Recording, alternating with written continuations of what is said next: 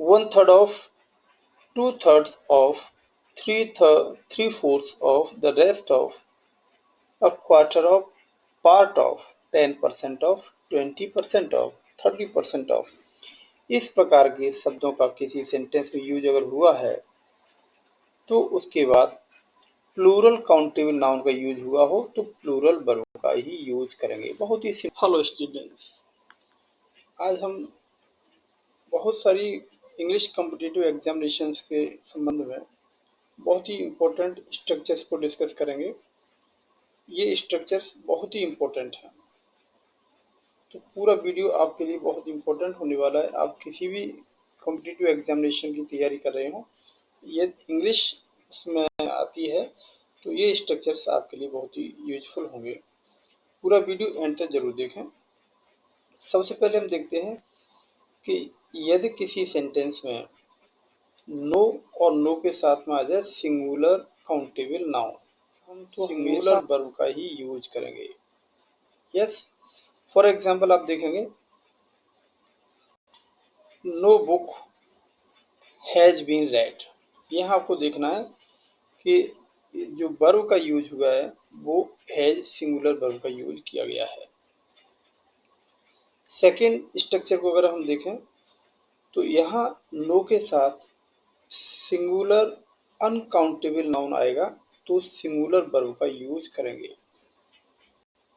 Example देखें तो no work has been done.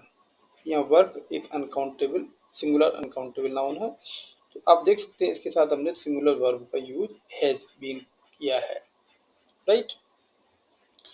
लेकिन बहुत ही इंपॉर्टेंट जानने वाली बात यह है कि यह नो के साथ प्लूरल काउंटेबल नाउन का यूज होगा तो प्लूरल वर्ब का यूज करेंगे। ये बहुत जानने वाली बात है, बहुत स्पष्ट सी बात है कि आपने देखा कि नो के साथ सिंगुलर काउंटेबल नाउन अगर है तो सिंगुलर वर्ब, और यदि प्लूरल वर्ब है, प्लूरल काउंटेबल नाउन यूज हुआ तो प्लूरल वर्ब का यूज करेंगे। For example no pens were available then. ये तीनों ही स्ट्रक्चर बहुत ही इंपॉर्टेंट थे, जिसमें नो का अगर यूज होता है तो आप उनको इस तरीके से सॉल्व करेंगे। क्वेश्चन नंबर 4 को देखेंगे तो little, a little, the little, अगर ये किसी सेंटेंस में आते हैं तो इनके साथ में सिंगुलर अनकाउंटेबल नाउन का भी यूज अगर हुआ है तो सिंगुलर वर्ब का ही यूज इनके बाद हम करेंगे। एग्जाम्पल आप देख सकते हैं a little work has been done till now. ठीक है, a little work has been done till now. तो डियर स्टूडेंट्स, हम मुझे बताने कमेंट सेक्शन में बताएंगे कि लिटिल, द लिटिल और ए लिटिल में क्या डिफरेंस है, ये मुझे आप जरूर बताइए, क्योंकि अगर ये आपको स्पष्ट नहीं है तो इस प्रकार के क्वेश्चंस आप मुश्किल से सही कर पाएंगे। अगला देख लेते हैं कि इसी प्रकार से little of, A little of, the little of का अगर यूज होता है और उसके बाद सिंगुलर अनकाउंटेबल नाउन यूज होगा तो सिंगुलर वर्ब का ही यूज हम करेंगे। अभी दोनों में अंतर क्या है, वो वहाँ पर ऑफ नहीं लगा है और यहाँ ऑफ लगा हुआ है, बस इतना सा अंतर है जिसको हमें समझना है।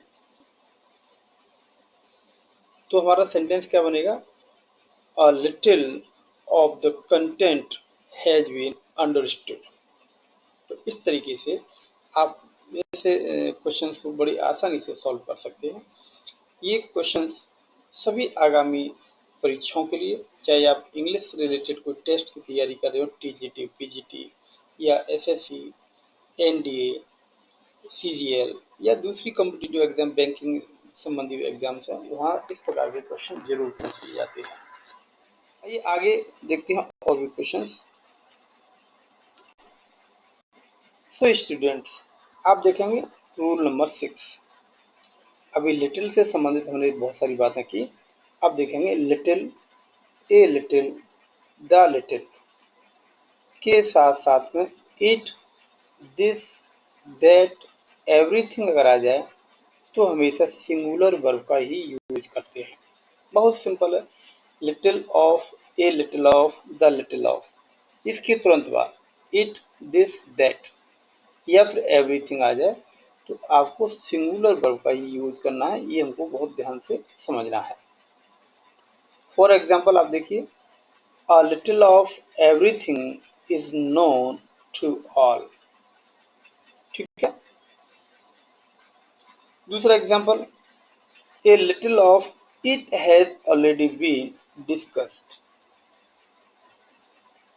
तो आप आराम से इसको समझ सकते हैं कि यहाँ पर हमने सिंगुलर वर्ब का यूज किया है, क्योंकि लिटिल ऑफ के बाद इट का यूज यहाँ हुआ है और इधर हम देखेंगे तो यहाँ एवरीथिंग का यूज हुआ है। इट मीन्स हमको सिंगुलर वर्ब इसका ही यूज करना है। अगला क्वेश्चन अगर देखें तो इस प्रकार के स्ट्रक्चर्स जिसमें मच, नॉट मच, इनका अगर यूज होता है तो उसके साथ सिंगुलर अनकाउंटेबल नाउन भी आएगा, तो फिर हम सिंगुलर वर्ब का ही यूज करेंगे। जैसे not much milk was spilled over. तो आराम से आप समझ सकते हैं कि यहाँ पर हमने जो है नॉट मच के बाद सिंगुलर अनकाउंटेबल नाउन मिल्क का यूज हुआ है, तो ऐसी कंडीशन में हम सिंगुलर वर्ब वाज का प्रयोग करेंगे। आई hope you very well gate it very well. Question number 8 को देख लीजिए। यहाँ लिखा हुआ है much of, not much of, right.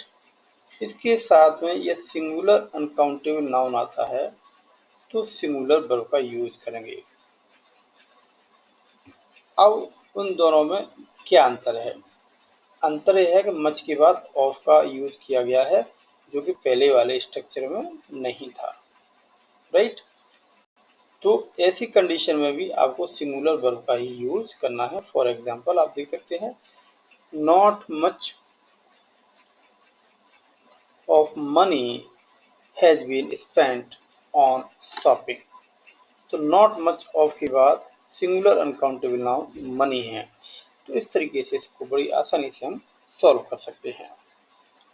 इसके बाद हम देखेंगे जैसे कि 1/3 of, 2/3 of, 3/4 of, the rest of, a quarter of, part of, 10% of, 20% of, 30% of, etc. इस प्रकार का अगर किसी सेंटेंस में यूज हुआ है और उसके बाद सिंगुलर अनकाउंटेबल नाउन का यूज हुआ है तो सिंगुलर वर्ब का ही हम यूज करेंगे। बहुत सिंपल से इसको समझना है। इसके कुछ एग्जांपल्स को समझ लेते हैं। जैसे कि 1/4 of, 1/4 of the content is to be completed. तो इस प्रकार के हम देख सकते हैं कि यहाँ पर 1/4 का यूज हुआ है, 1/4 ऑफ, और उसके बाद अनकाउंटेबल नाउन जो कंटेंट का यूज हुआ है तो सिंगुलर वर्ब इसका ही हम प्रयोग करेंगे। तो ये सेंटेंस इस तरीके से कंप्लीट हो जाता है और इसमें से किसी प्रकार का कोई एरर नहीं है। One more example, 2/3 of the grain was rotten, right. यहाँ 2/3 ऑफ का यूज हुआ है और उसके बाद क्या नाम, द ग्रेन अनकाउंटेबल नाउन है, तो उसके बाद हम सिंगुलर वर्ब का ही यूज वाज का करेंगे, right. I hope you get it very well. Third example is there, 30% of tea was useless। Yes, तो आपने यहाँ देखा तीनों में कि 1/4 ऑफ, 2/3 ऑफ या 30%, इस प्रकार के अगर सेंटेंसेज हैं उनके बाद ऑफ का यूज हुआ है तो हम सिंगुलर वर्ब का यूज करेंगे।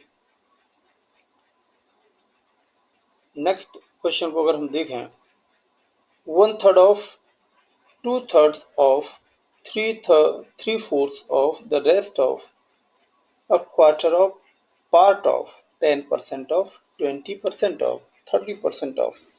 इस प्रकार के शब्दों का किसी सेंटेंस में यूज अगर हुआ है तो उसके बाद प्लूरल काउंटेबल नाउन का यूज हुआ हो तो प्लूरल वर्ब का ही यूज करेंगे। बहुत ही सिंगुलर वर्ब और प्लूरल काउंटेबल नाउन का यूज हुआ है तो प्लूरल वर्ब लगाएंगे। बहुत ही इजी से आप समझ सकते हैं। For example, 3/4 of the lesson was read.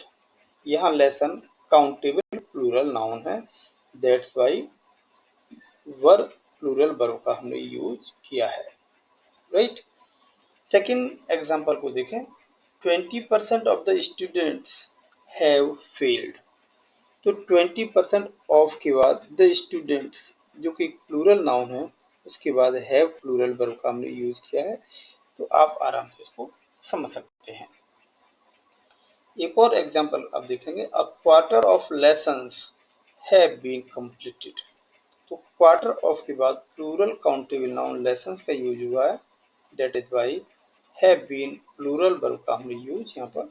मैं बात करता हूँ कुछ ऐसे वर्ड्स जैसे कि most, most of, some of, some, half, half of, enough, enough of, not enough of, plenty of, a lot of, lots of. इस प्रकार के वर्ड्स किसी सेंटेंस में यदि यूज हुए हैं और उनके बाद सिंगुलर अनकाउंटेबल नाउन का यूज हुआ है तो सिंगुलर वर्ब ही हम यूज करेंगे। बहुत ही सिंपल सी बात है। फॉर एग्जाम्पल आप देख सकते हैं, some coffee, some of coffee is available here, right. Some of the coffee, right.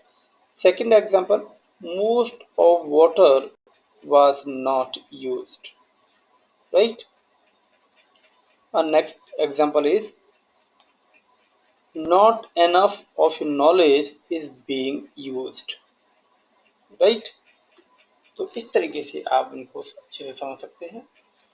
इसी प्रकार की अगर कुछ और स्ट्रक्चर्स की हम बात करें तो ये इन वर्ड्स, इस प्रकार के वर्ड्स किसी सेंटेंस में यूज हो, most, most of, some of, some, half, half of, enough, enough of, not enough of, plenty of, a lot of, a lots of। यह इन वर्ड्स के साथ साथ प्लूरल काउंटेबल नाउन का यूज हुआ है तो ध्यान रखिए प्लूरल वर्ब का ही हम यूज करेंगे, जिस प्रकार से आप यहाँ पर देख सकते हैं। एग्जाम्पल के सहारे हम बहुत जल्दी से समझने की कोशिश करेंगे। Half of the mangoes were rotten, right. Second example is, most of books were sold out। So students, आपने देख लिया होगा मैंने लगभग 50 या मोर देन 50 स्ट्रक्चर्स का यूज यहाँ पर किया है और उन पर बेस्ड कुछ इम्पोर्टेंट एग्जांपल्स भी आपको दिए हैं। अब मैं आपको सलाह देता हूँ कि इस प्रकार के और ज़्यादा सेंटेंसेस स्वयं फ्रेम करें और उनका अच्छे से अध्ययन करें। तो इस प्रकार के अगर वर्ड्स किसी सेंटेंस में यूज होंगे तो आई होप आप बिल्कुल गलती नहीं करेंगे और करेक्शन और एरर डिटेक्शन में इस प्रकार से आप बहुत ही सटीकता से अपना आंसर दे पाएंगे। So best of luck, stay motivated, keep learning, thank you for watch.